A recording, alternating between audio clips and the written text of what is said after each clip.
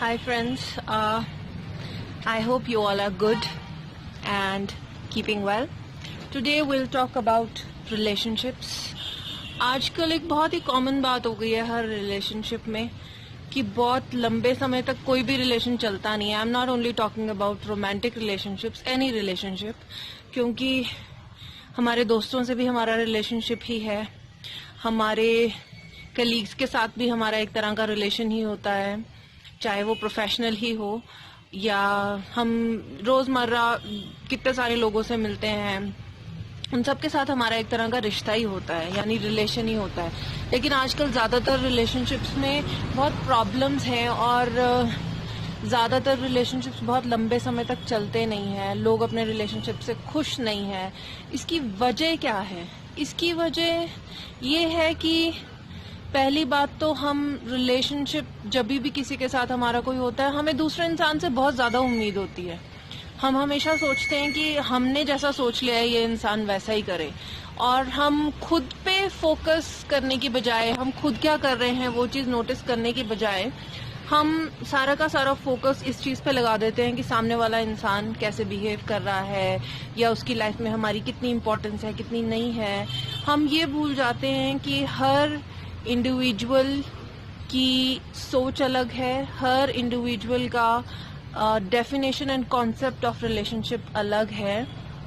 तो हमें उस चीज़ को एक रिस्पेक्ट देनी चाहिए. As being different individuals, everybody will be having different approach towards different things. तो हमें ये समझना चाहिए कि ज़रूरी नहीं है कि हर वो चीज़ जो आपके लिए इम्पोर्टेंट है वो दूसरे इंसान के लिए भी इम्पोर्टेंट हो. और इससे पहले कि आप दूसरे से एक्सपेक्ट करें एक रिलेशनशिप में कि वो आपको समझे और आपके हिसाब से चले, आप थोड़ा सा इंट्रोस्पेक्ट करें, सेल्फ एनालाइज करें कि क्या आप भी वो सब चीज़ें कर रहे हैं. खुद अपने आप एग्जाम्पल हैं उस चीज़ के जो आप दूसरे से एक्सपेक्ट कर रहे हैं. किसी भी रिलेशन को लंबा चलाने के लिए कुछ बेसिक चीज़ें रिक्वायर्ड होती हैं. मेरे हिसाब से पहली चीज़ तो ये है ईमानदारी. आप बहुत ज़्यादा सिंसियर होने चाहिए. आप किसी भी रिलेशनशिप में हैं, आप झूठे नहीं होने चाहिए, प्रिटेंशियस नहीं होने चाहिए, क्योंकि अगर आप प्रिटेंशियस हैं तो आप प्रिटेंशियस सिर्फ थोड़ी देर तक ही रह सकते हैं. बहुत लंबे समय तक वो चीज़ चलेगी नहीं. आपका सच एक ना एक दिन सामने आएगा, और अगर वो सामने वाले को अच्छी नहीं लगेंगी आपकी बातें, तो फिर आपका रिलेशनशिप अच्छा नहीं चलेगा.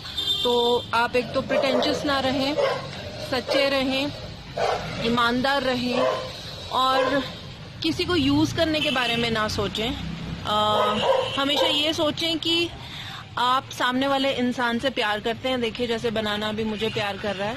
ये मेरा एक रिलेशन है. ये एक रेस्क्यूड पपी था. Now he has grown up to be a big dog. बाना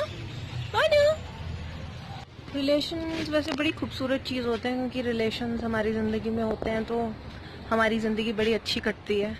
अगर हमारी किसी के साथ बनती है या if we are in sync with somebody, तो जब कभी हम उनसे मिलते हैं, बात करते हैं, तो हमें बड़ा अच्छा फील होता है. तो रिलेशनशिप ज़रूरी है. कभी कभी ऐसा होता है कि हम सही होते हैं, उसके बावजूद भी रिलेशनशिप्स नहीं चल पाते हैं. कभी कभी ऐसा होता है कि कोई रिलेशन टूटता है या अच्छा नहीं चल रहा होता, तो हम बहुत सेल्फ क्रिटिकल भी हो जाते हैं कि शायद मेरी ही गलती हो गई. ऐसा नहीं होता है. मुझे लगता है कि जब रिलेशनशिप में कोई प्रॉब्लम आ रही है तो हमें उसे ठंडे दिमाग से बैठ के प्रॉपरली एनालाइज करना चाहिए.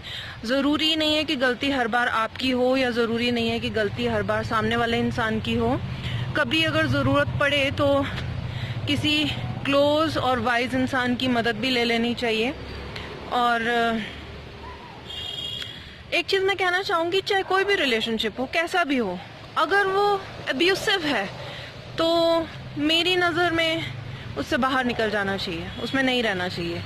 क्योंकि अब्यूसिव रिलेशनशिप का मतलब है कि कोई ऐसा रिलेशन या कोई ऐसा रिलेटिव या कोई ऐसा आपका फैमिली मेम्बर जिससे बात करके आपको बार बार स्ट्रेस हो जाता है, जिससे बात करके आपको बार बार बुरा फील होता है, जो आपको बिलिटल करता है और जो आपकी रिस्पेक्ट नहीं करता है. और ये बार बार होता है, ये रिपीटेड हैबिट्स हैं उस इंसान की, और आपको बार बार इस बात का एहसास दिलाता है कि आप कम हैं, आप में कमियां ही कमियां भरी हुई हैं, आप किसी लायक नहीं हैं, अगर ऐसा कोई इंसान आपकी लाइफ में है, वो चाहे किसी भी फॉर्म में हो, आपका फ्रेंड हो, आपका भाई हो या आपका हस्बैंड ही हो, तो अगर कोई आपको ये लगातार फील करवा रहा है कि आप कुछ अच्छे इंसान नहीं हैं, या आपके बहुत कोशिश करने के बाद भी वो ये समझ नहीं पा रहा है कि आपके लिए उस रिलेशनशिप की क्या अहमियत है, तो मुझे लगता है कि you should take a break.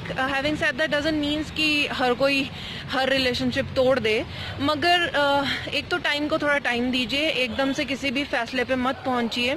Take your time, think about everything, analyse everything with a cool mind and take the help of elderly people or wise people, or sometimes you might take psychiatric help also.